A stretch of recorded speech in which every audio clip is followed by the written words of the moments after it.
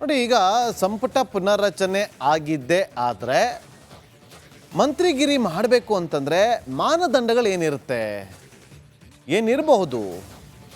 ಯಾರ್ಯಾರು ಉಸ್ತುವಾರಿಗಳಿದ್ದಾರಲ್ಲ ಜಿಲ್ಲೆಗಳಲ್ಲಿ, ಅವರು ಎಷ್ಟು ಬಾರಿ ತಮ್ಮ ಜಿಲ್ಲೆಗಳಿಗೆ ಅಂದರೆ ಉಸ್ತುವಾರಿ ಇರುವಂಥ ಜಿಲ್ಲೆಗಳಿಗೆ ಭೇಟಿ ಕೊಟ್ಟಿದ್ದಾರೆ ಅನ್ನೋ ಪ್ರಶ್ನೆ ಉದ್ಭವ ಆಗುತ್ತೆ.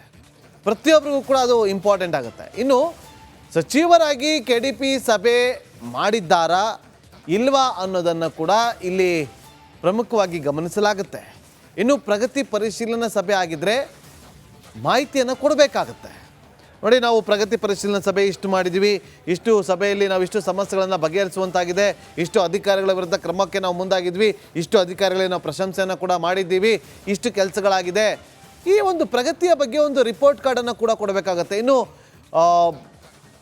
ಲೋಕಸಭಾ ಚುನಾವಣೆಗೆ ಅವರ ಕೊಡುಗೆ ಏನು ಅಂತ ನೋಡ್ತಾರೆ, ಉಪಚುನಾವಣೆಯಲ್ಲಿ ಅವರ ಕೊಡುಗೆ ಏನು ಅಂತೇಳಿ ನೋಡ್ತಾರೆ ಪ್ರಮುಖವಾಗಿ. ಯಾಕೆಂದರೆ ಅವ್ರಿಗೆ ಜವಾಬ್ದಾರಿ ಕೊಡಬೇಕು ಅಂತಂದರೆ ಪಕ್ಷಕ್ಕೋಸ್ಕರ ಅವರು ಏನೆಲ್ಲ ಶ್ರಮ ವಹಿಸಿದ್ದಾರೆ ಅನ್ನೋದು ಕೂಡ ಇಂಪಾರ್ಟೆಂಟ್ ಆಗುತ್ತೆ. ಮೊನ್ನೆ ಬೈ ಎಲೆಕ್ಷನ್ ಆಯ್ತಲ್ಲ, ಸಂಡೂರು, ಶಿಗ್ಗಾವಿ, ಚನ್ನಪಟ್ಟಣ, ಈ ಮೂರು ಕ್ಷೇತ್ರಗಳಲ್ಲಿ ಯಾರ್ಯಾರ ಪಾತ್ರ ಏನೇನು ಅಂತೇಳಿ ಹೈಕಮಾಂಡ್ ನೋಡಿದೆ, ಸೂಕ್ಷ್ಮವಾಗಿ ನೋಡಿದೆ. ಮೂರು ಕ್ಷೇತ್ರದಲ್ಲೂ ಕೂಡ ಗೆಲುವನ್ನು ದಾಖಲು ಮಾಡಿದೆ. ಇಲ್ಲಿ ಯಾರ್ಯಾರು ಹೆಚ್ಚೆಚ್ಚು ಕೆಲಸಗಳನ್ನು ಮಾಡಿದ್ದಾರೆ, ಗೆಲುವಿನ ಹಿಂದೆ ಯಾರೆಲ್ಲ ಶ್ರಮ ಇದೆ, ಇದೆಲ್ಲವನ್ನು ಕೂಡ ನೋಡ್ತಾರೆ. ಅಷ್ಟೇನಾ? ಇಲ್ಲ. ಲೋಕಸಭಾ ಚುನಾವಣೆಯಲ್ಲೂ ಕೂಡ ಒಂದು ರೀತಿಯಲ್ಲಿ ಕಾಂಗ್ರೆಸ್ಗೆ ಒಳ್ಳೆಯ ರಿಸಲ್ಟ್ ಬಂದಿತ್ತು.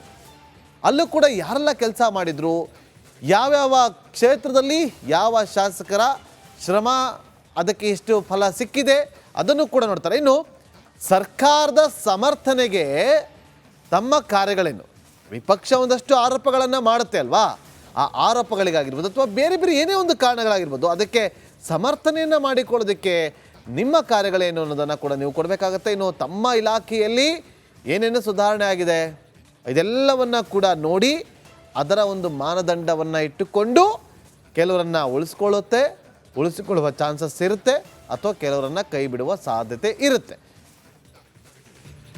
ಚರ್ಚೆ ಮಾಡೋದಕ್ಕೆ DK ಶಿವಕುಮಾರ್ ಅವರು ಎಲ್ಲ ಶಾಸಕರು ಕೂಡ ಹಾಜರಿರಬೇಕು ಅಂತೇಳಿ ಅವರು ಸೂಚನೆಯನ್ನು ಕೊಟ್ಟಿದ್ದಾರೆ. ಇದಕ್ಕೆ ಸಂಬಂಧಪಟ್ಟಂತೆ ಮತ್ತಷ್ಟು ಮಾಹಿತಿಯನ್ನು ಕೊಡೋದಕ್ಕೆ ನಮ್ಮ ಪೊಲಿಟಿಕಲ್ ಬ್ಯೂರೋ ಹೆಡ್ ಆಗಿರುವಂಥ ವಿಜಯ್ ನೇರ ಸಂಪರ್ಕದಲ್ಲಿ ಜಾಯ್ನ್ ಆಗಿದ್ದಾರೆ. ವಿಜಯ್, ಮೊನ್ನೆ ಕೂಡ ನೀವು ಆ ಒಂದು ಡಾಕ್ಯುಮೆಂಟನ್ನು ಎಕ್ಸ್ಕ್ಲೂಸಿವ್ ಆಗಿ ಬ್ರೇಕ್ ಮಾಡುವಂತೆ ಮಾಡಿದ್ರಿ. ಇದು ಕೂಡ ಮತ್ತೊಂದು ಎಕ್ಸ್ಕ್ಲೂಸಿವ್ ಸುದ್ದಿ. ಮೊನ್ನೆಯ ಪತ್ರ ಅದಾದ ಬಳಿಕ ಈ ಬೆಳವಣಿಗೆನ, ಅಥವಾ ಕಾಂಗ್ರೆಸ್ ಪಾಳದಲ್ಲಿ ಎರಡು ಬಣ ಇದೆ ಅಂತೇಳಿ ತೋರಿಸ್ಕೊಳ್ಳಬಾರ್ದು ಅನ್ನೋ ಕಾರಣಕ್ಕೋಸ್ಕರ ಈ ಬೆಳವಣಿಗೆನ, ಅಥವಾ ಕಾಂಗ್ರೆಸ್ ಪಾಳದಲ್ಲಿ ಎಲ್ಲವೂ ಸರಿಯಾಗಿದೆ ಅಂತ ತೋರಿಸ್ಕೊಡೋದಕ್ಕೆ ಈ ಬೆಳವಣಿಗೆನ?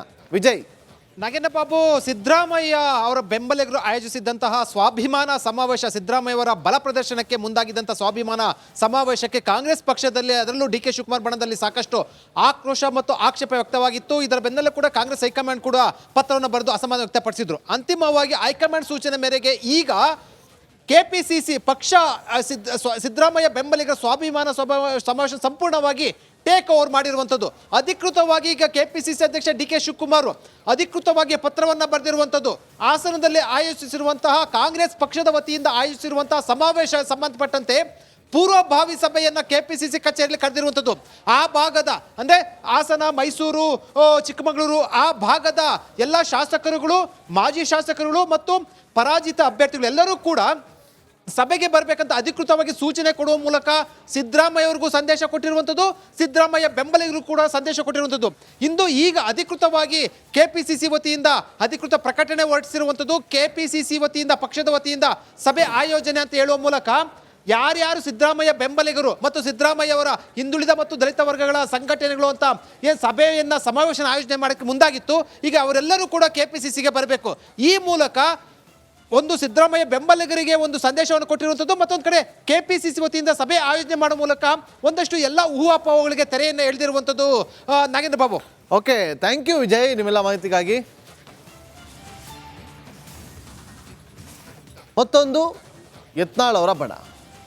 ಇವರ ಬಣದಲ್ಲಿ ಒಂದಷ್ಟು ಜನ ಸ್ಥಾನಮಾನ ಇಲ್ಲದಂಥವರು, ಚುನಾವಣೆಯಲ್ಲಿ ಸೋತಂಥವರು ಈಗ ದೊಡ್ಡ ಮಟ್ಟದಲ್ಲಿ ಸದ್ದನ್ನು ಮಾಡ್ತಿದ್ದಾರೆ. ಹಾಗಾದರೆ ವಿಜೇಂದ್ರ ಬಣದಲ್ಲಿರುವಂಥವ್ರು ಯಾರ್ಯಾರು, ಯತ್ನಾಳ್ ಅವರ ಬಣದಲ್ಲಿ ಕಾಣಿಸ್ಕೊಳ್ತಿರೋದು ಯಾರು, ಕ್ವಿಕ್ಕಾಗಿ ನೋಡ್ತಾ ಹೋಗೋಣ ಬನ್ನಿ.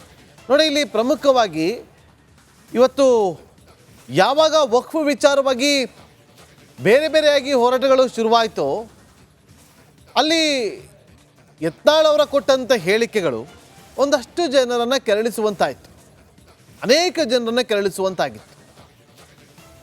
ತಕ್ಷಣ ಅಲರ್ಟ್ ಆಗುವಂಥ ಇಲ್ಲಿ ರೇಣುಕಾಚಾರ್ಯ ಅಂಡ್ ಟೀಮ್ ಯತ್ನಾಳ್ ವಿರುದ್ಧನೇ ಅವರು ಕೆಂಡ ಕಾರ್ದಕ್ಕೆ ಶುರು ಮಾಡ್ತಾರೆ. ನೋಡಿ, ಇಲ್ಲಿ ಇಬ್ಬರು ಕೂಡ ಸೋತಂತವ್ರು. ಯಾವ ರೀತಿಯಾಗಿ ಅಂತ ಹೇಳ್ತೀವಿ. ಒಂದು MP ರೇಣುಕಾಚಾರ್ಯ ಅವರು ಸೋತರು ಕಳೆದ ಬಾರಿ ಚುನಾವಣೆಯಲ್ಲಿ ಹೊನ್ನಾಳಿ ಕ್ಷೇತ್ರದಿಂದ, ಇವರು ಸೋತಿದ್ದಾರೆ. ಮತ್ತೊಂದು ಕಡೆ JM ಸಿದ್ದೇಶ್ವರ್ ಅವ್ರಿಗೆ ಟಿಕೆಟ್ ಸಿಗಲಿಲ್ಲ, ಅಂದರೆ ಪತ್ನಿಗೆ ಟಿಕೆಟ್ ಕೊಟ್ಟರು, ಪತ್ನಿಗೆ ಟಿಕೆಟ್ ಕೊಡಿಸಿದ್ರು.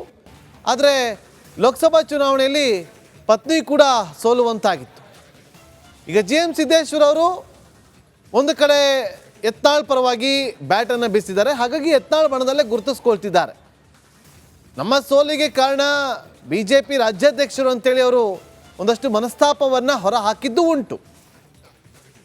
ಈ ಒಂದು ಇಬ್ಬರು ಕೂಡ ಒಂದು ಕಡೆ ಸೋಲನ್ನು ಅನುಭವಿಸಿದ್ರು ಕೂಡ ಅವರು ಈಗ ಇಬ್ಬರ ಪರವಾಗಿ ಅವರವರಿಗೆ ಬೇಕಾದವರ ಪರವಾಗಿ ಮಾತುಗಳನ್ನು ಆಡ್ತಿದ್ದಾರೆ. ಇನ್ನು ನೆಕ್ಸ್ಟ್ ಟೀಮ್ ಸೋಮಶೇಖರ್ ರೆಡ್ಡಿ ಜೊತೆಗೆ ರಮೇಶ್ ಜಾರಕಿಹೊಳಿ.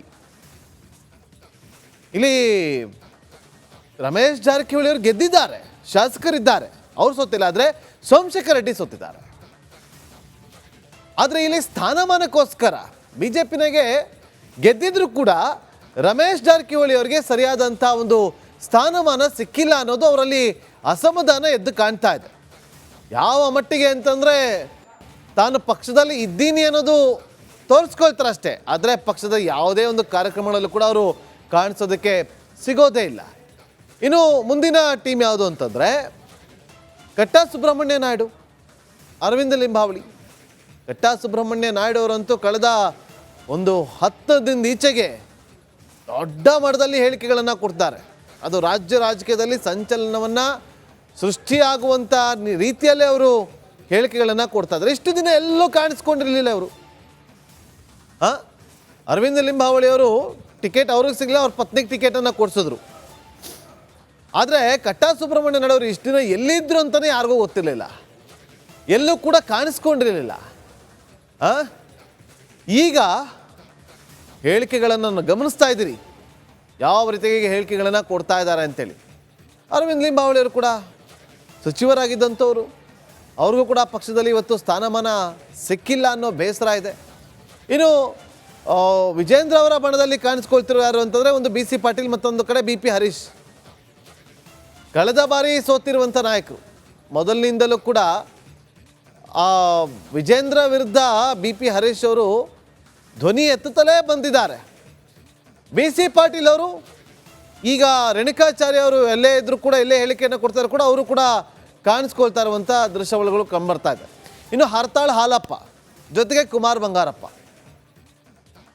ಇವರಿಬ್ಬರು ಕೂಡ ಹರ್ತಾಳು ಹಾಗೂ ಇವ್ರಿಗೂ ಕೂಡ BJPಯಲ್ಲಿ ಸೂಕ್ತ ಸ್ಥಾನಮಾನ ಸಿಕ್ಕಿಲ್ಲ ಅಂತೇಳಿ ಯಾರು ಕುಮಾರ್ ಬಂಗಾರಪ್ಪ ಅವರು ಅಸಮಾಧಾನವನ್ನು ಹೊರ ಹಾಕಿದ್ದಾರೆ. ಇನ್ನು ಹರ್ತಾಳ್ ಹಾಲಪ್ಪ ಅವರು ಆಗಲ್ಲ, ಬಹಳ ದಿನಗಳಿಂದ ಅವರು ಕೂಡ ಕಾಣಿಸ್ಕೊಂಡಿರಲಿಲ್ಲ. ಈಗ ಒಂದಷ್ಟು ಹೇಳಿಕೆಗಳನ್ನು ಕೊಡೋ ಮೂಲಕ ವಿಜೇಂದ್ರ ಬಣ ಅಂತೇಳಿ ಅವರೇ ಬಹಿರಂಗವಾಗಿ ತೋರಿಸ್ಕೊಳ್ಳುವಂಥ ಕೆಲಸವನ್ನು ಮಾಡ್ತಾ ಇದ್ದಾರೆ.